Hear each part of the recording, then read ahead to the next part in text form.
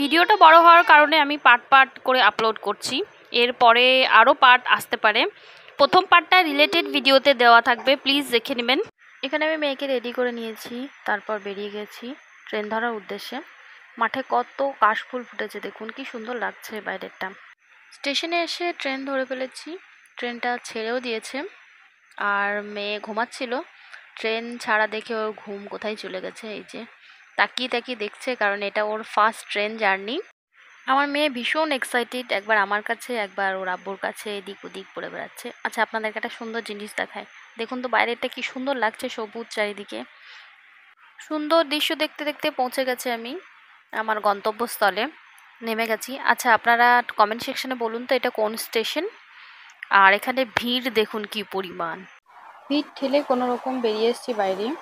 এই যে দেখিয়ে দিলাম কোন স্টেশন, তবুও কমেন্ট করে আমাকে জানান। দেখা হচ্ছে পরের পার্টে।